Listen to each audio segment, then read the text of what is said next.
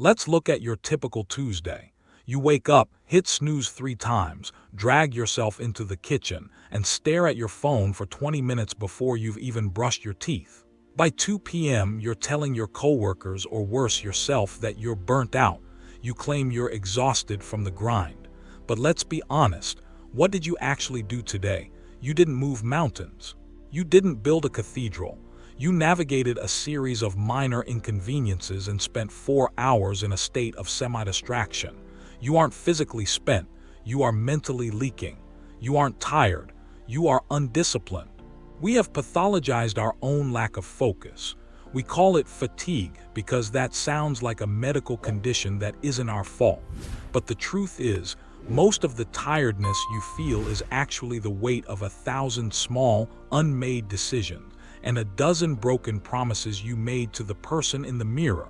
You need to understand how energy actually works in the human machine. Physical exhaustion is real, but it is rare. It's what an athlete feels after a marathon or what a laborer feels after 12 hours in the sun. What you are feeling is cognitive friction. Every time you check social media, every time you open a tab without a purpose, and every time you tell yourself, "I'll do that later," you are leaving a mental loop open. Your brain is a supercomputer that consumes roughly 20% of your body's total energy. When you live without a protocol, you are running 50 background apps on your mental hardware, and you're wondering why your battery is at 5% by noon. Indecision is the greatest energy thief in existence.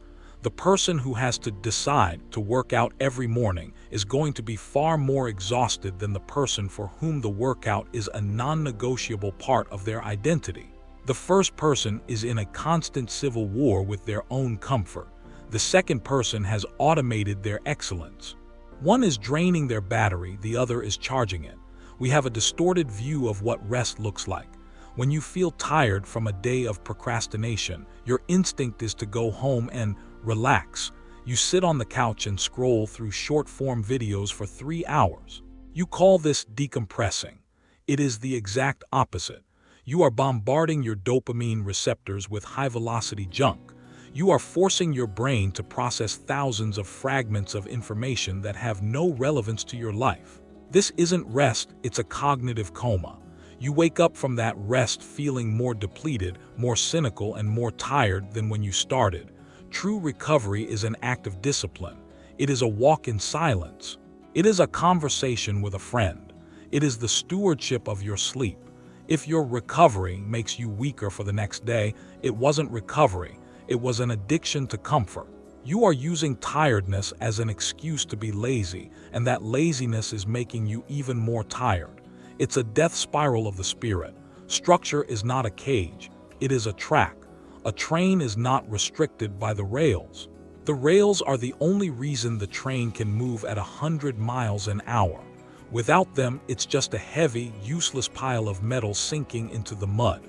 When you implement discipline, when you decide exactly what time you wake up, exactly what your top 3 priorities are, and exactly when you turn off the noise, you stop the mental leaks. You create an environment where energy can actually accumulate. The most energetic people you know aren't biological freaks. They are people who have removed the friction of choice from their daily lives. They don't wait for the mood to strike. They know that action creates the mood. They don't wait to feel inspired to serve their families or grow their businesses. They follow the protocol. And because they follow the protocol, they don't waste energy on the self-negotiation that keeps you paralyzed on the couch. From a moral perspective, your tiredness is often an act of ingratitude. You have been given a mind capable of incredible things, a body that functions without you even asking it to, and a life full of opportunity. To squander that because you can't be bothered to put your phone in another room is a failure of character. Success, whether in your finances, your health, or your relationships, is the result of being a good steward of your energy. It is the realization that your focus is your most valuable currency, and you are currently spending it on things that hate you. The algorithms you spend your time on don't want you to be great. They want you to be tired. They want you to be a passive consumer of other people's lives because tired people are easy to manipulate. Discipline is the way you reclaim your soul. It is the way you say, "My life is too important to be governed by a whim or a snooze button." If you want to stop feeling tired, you have to stop being a victim of your own impulses. You need a shift in your operating system. Kill the morning negotiation. The moment your feet hit the floor, you are a soldier on a mission. No phone, no news, no checking in. You win the first hour or the day wins you. The rule of 3. Most of your fatigue comes from an infinite to-do list. Identify the 3 things that actually matter today. Do them first. Everything else is a bonus. Active rest. When you are done with your work, put the screens away. Read, walk, pray, reflect. Do something that requires you to be present in the world, not lost in a digital fog. Embrace the discomfort. When that tired feeling hits at 3 p.m., don't reach for sugar or a screen. Reach for a glass of water and 5 minutes of deep breathing.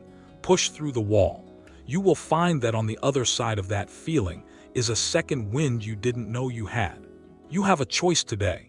You can continue to tell yourself the comforting lie that you're just exhausted and that you need another weekend of self-care that involves doing nothing. Or you can look in the mirror and admit the truth. You have been sloppy with your time. You have been lazy with your focus. You have been undisciplined with your life. The world doesn't care about your yawning. It cares about your contribution. It cares about your integrity. It cares about whether or not you did what you said you would do. Stop negotiating with your comfort. Stop being a prisoner to your moods. Rebuild the structure of your life, brick by brick, habit by habit. You'll find that when you start living with discipline, the tiredness vanishes. Not because the work got easier, but because you finally became the person capable of doing it. The energy you want is currently being held hostage by the habits you refuse to change. But seek first the kingdom of God and his righteousness, and all these things shall be added to you. Matthew 6:33. May the Lord bless you and guide you in every good work.